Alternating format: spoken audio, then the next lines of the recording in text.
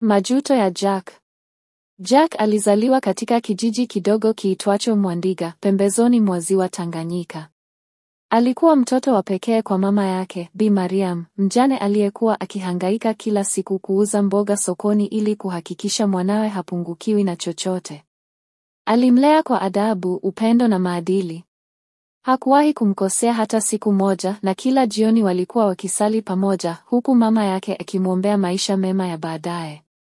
Jack, mama yake aliwahi kumwambia, maisha haya yana changamoto nyingi, lakini ukiwa mnyenyekevu, mwenye heshima na kumcha Mungu, utafanikiwa. Jack alisikiliza. Alisoma kwa bidii.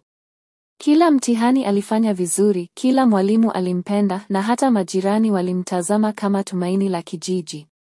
Hatimaye alifaulu na kupata nafasi ya kwenda chuo kikuu jijini Dar es Salaam.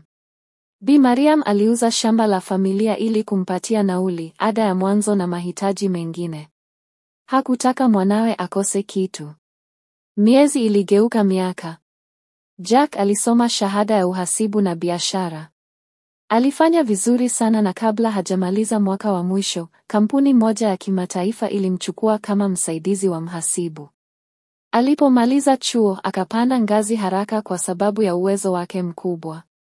Mwaka mmoja baadaye, alikuwa ameshapewa gari, ofisi yake mwenyewe na mshahara mnono. Ndipo maisha yalianza kubadilika. Jack alianza kuingia katika mizunguko ya matajiri, vilabu vya usiku, tafrija za kifahari, marafiki wa pesa na wanawake warembo waliovutiwa na nafasi yake. Polepole alianza kupunguza mawasiliano na mama yake. Simu zilipungua kutoka kila wiki hadi kila mwezi, kisha zikakatika kabisa. Bi Mariam alianza kuwa na wasiwasi. Alikuwa amezoea kupokea salamu na maswali ya mama, unaendeleaje? Lakini sasa kimya.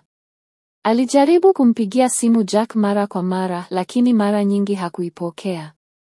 Alipotuma ujumbe mfupi, Jack alijibu kwa kifupi, nipo bize mama, nitakupigia baadaye. Lakini baadaye haikufika. Jack alipata mkataba wa kazi nje ya nchi. Alihamia Afrika Kusini ambako alikodisha nyumba ya kifahari, akaendesha gari aina ya Range Rover na kuanza uhusiano na mwanadada wa kizungu aitwaye Cynthia. Cynthia hakuwa na muda wa familia au heshima kwa watu wa kawaida. Alimshinikiza Jack asionekane mshamba kwa kushikilia mila na mawasiliano ya kijijini. Jack, mama yako hajui maisha haya ya sasa, alisema Cynthia mara moja, wewe sasa ni mtu wa dunia. Acha mambo ya kijijini. Na Jack alimsikiliza. Wakati huo huo, Bi Mariam aliendelea kuishi maisha ya upweke. Alikuwa amekonda, afya ilianza kudhoofika. Alianza kuumwa shinikizo la damu na kisukari kwa msongo wa mawazo.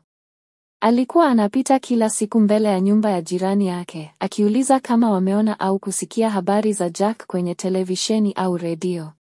Hakukuwa na jibu. Miaka miwili baadaye, Jack alirudi Tanzania kwa shughuli ya kibiashara. Hakuwa na mpango wa kwenda kijijini, lakini msukumo wa ndani ulimlazimisha aende kumwona mama yake angalau kwa siku moja. Alifika kijijini usiku, akiwa amevaa suti ya bei ghali, miwani ya giza na saa ya dhahabu mkononi. Aliingia nyumbani kwao, lakini nyumba haikuwapo tena. Ilikuwa imeteketea na kuporomoka kutokana na mvua na ukosefu wa matunzo. Jirani mmoja alimtambua. Jack. Wewe ni Jack, mtoto wa Mariam? Ndiyo, Jack alijibu kwa sauti ya wasiwasi. Yule jirani alinyamaza kwa muda. Kisha akasema kwa sauti ya huzuni, mama yako alifariki mwaka mmoja uliopita. Alizikwa pale chini ya mti wa miembe, pembeni ya nyumba hii. Alikuwa mgonjwa na alikufa kwa huzuni kubwa, akisubiri ujumbe wako au hata salamu zako. Jack alitetemeka.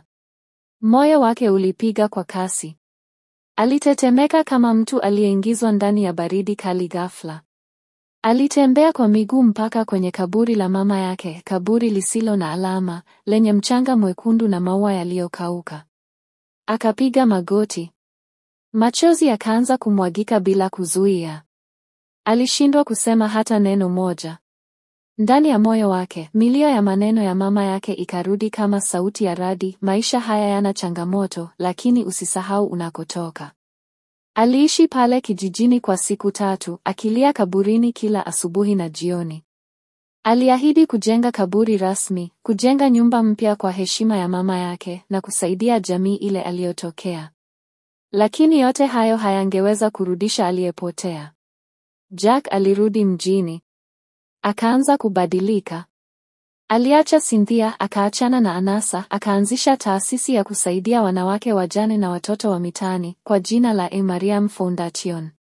Alitoa ushuhuda kwenye makongamano kuhusu maisha yake na kosa lake kubwa, kusahau mama aliyempa kila kitu.